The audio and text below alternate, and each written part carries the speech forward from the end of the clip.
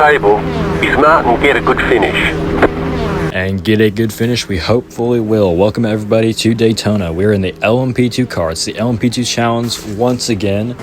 We'll be starting kind of in the midfield. I believe it's P8. We'll be starting on the outside line.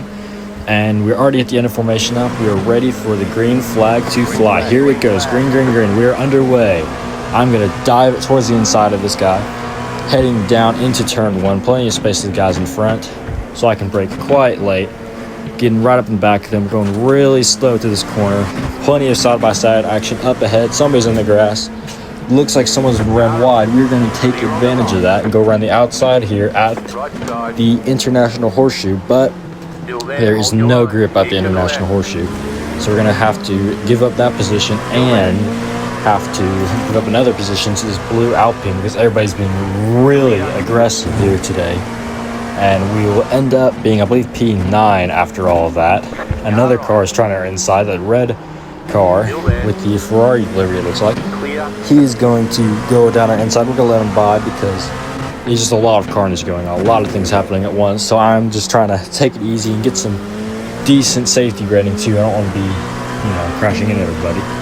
But as we now go on to the banking of lap one, we have lost quite a bit of ground, but that's okay, We can get that back up just as quickly as we lost it, because heading into the chicane, we have a new chicane. It is very, very bad with the curves. They're massive. And so everybody's going to be very careful through here, as you can see. We're getting pretty much all of that ground we had lost right back on them. We're going to be right in their tail as we head through to complete this first lap. But as you can see now, that brown car is right behind us, and he is actually gaining quite a bit with his toe. Even with me being in the toe of the car in front, he's going to try it around the outside of turn one, it looks like, with the way he is positioning his car. So we're going to defend, of course, and heading into the braking zone, he's going to send it, but he's getting blocked by that red car right in front of us, so he's not really going to be able to do anything. We're even going to try to pick out this red car a little bit, but he ain't going to have none of it, so we'll keep that position for now. We're going to look at the inside of this guy, but he's going to keep that place for now.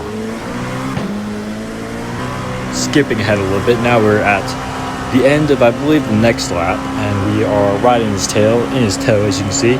We're going to try it towards the outside of turn one. He is, of course, going to defend, as you can see, and then we're going to head into the braking zone. Braking nice and light, quite a bit later than him, but he's going to have an inside line, so it's going to help him out quite a bit more.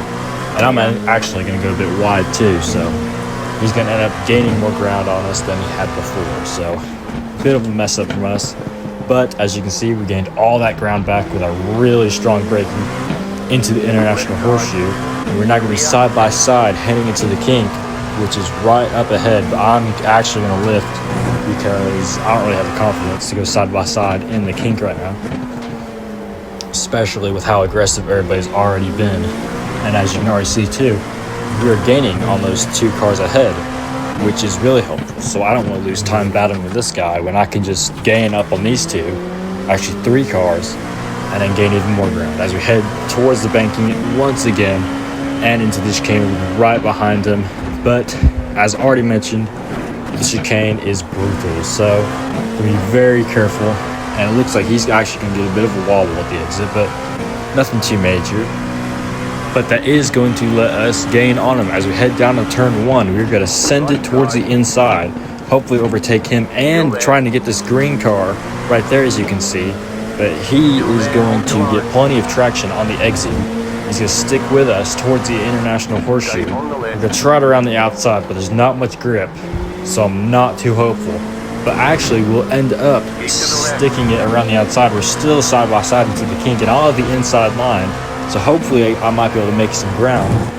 But now we're going to be at the Western Horseshoe, which is even worse to go around the outside of. And actually, this gold car is trying to get a bit of action too with us, but I'm not going to let him have it. So we'll lose that one place, but we gained another place with overtaking that red car.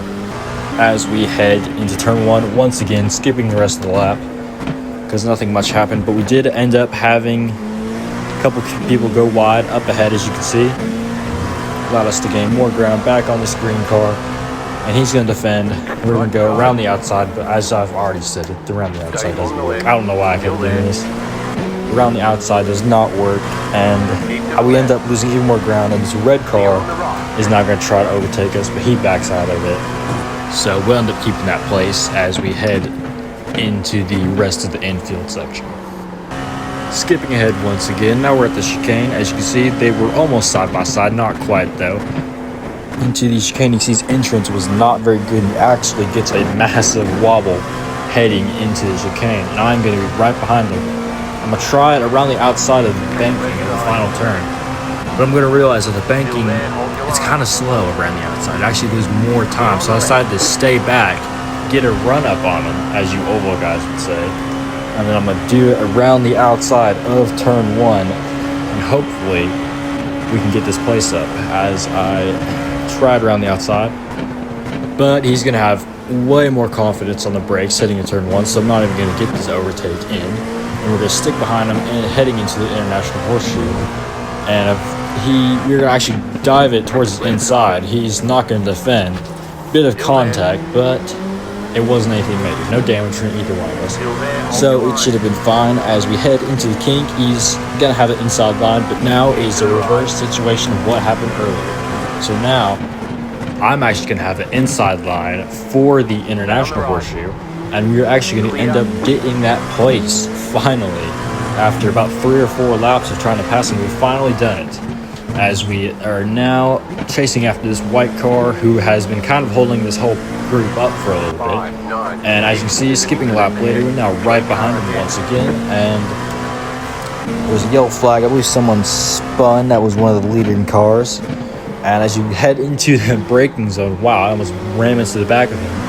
Actually did ram into the back of him, but it was very light contact, luckily.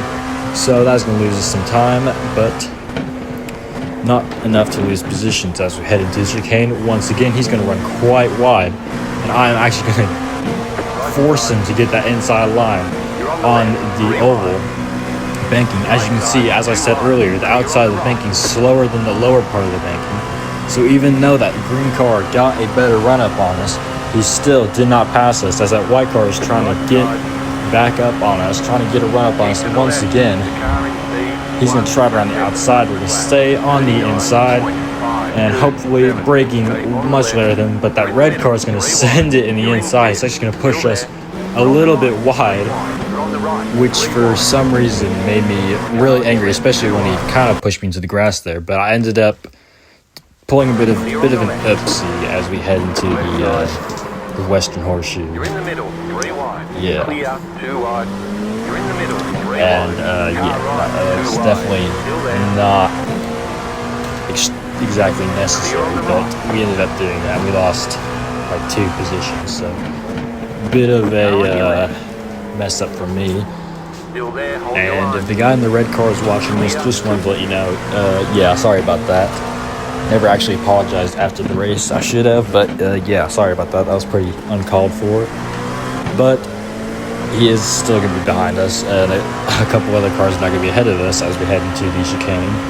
And I'm going to look at the inside of the chicane for this guy, but I'm not going to go side by side with the chicane. I'm not that dumb. So I'm going to stick back, but my exit's going to be absolutely horrible because of it. So we're going to skip now a bit later. We're still behind him. We had to spend a good couple laps trying to even gain back up on him. So the race is almost over now. As you can see, we're all really bunched up together, and there's 2 white cars in front of us. They're going to be going side by side like crazy, like all the time, and being really aggressive. So while my race was a bit boring, trying to get past this orange car, those 2 were being very aggressive with each other and definitely holding us all back. And here's a good example of it as we head into the International Horseshoe. They're going to be side by side, but they're going to be going so slow, and I'm going to be just stuck behind this orange car, not really having much to do, and of course never really planning my exits that well, which would lead us to not really being able to overtake this orange car, despite the fact that we are arguably a little bit better on pace.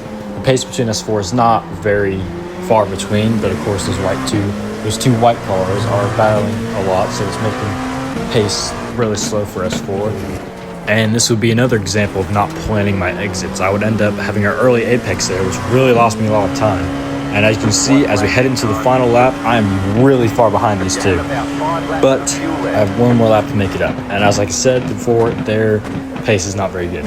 So I end up gaining pretty much all that time back in turn number 1. But heading into the horseshoe, I don't really have enough room to make any sort of move. I try to go on the inside, but it does not work at all. And I thought that'd be a last opportunity to do any passing on this last lap until we got to the chicane, and the orange car decided he wanted to get a piece of that white car. So I decided to hold it back in the chicane, plan my exit finally, which still doesn't go completely to plan, but it goes better than before. And as I mentioned earlier, the inside line is better than the outside line. So what am I going to do now? Of course, I see the orange car going a bit wide, and I'm going to take that little bit of inside room that I can get just so I can finally pass this orange car on the last lap to take home P7. That blue car is also going to try to pass them. They're going to get a really close photo finish, but it's going to be P7 for us, and I believe we only had 1 or 2 incident points. So it would be a good chunk of safety rating and a good chunk of irating on our way to getting that glorious 3,000. And I'd just like to say thank you all so much for watching, and I will hopefully see you in the next one, because in the next episode we're going to be racing in a GTP car finally. So I'll see you all then.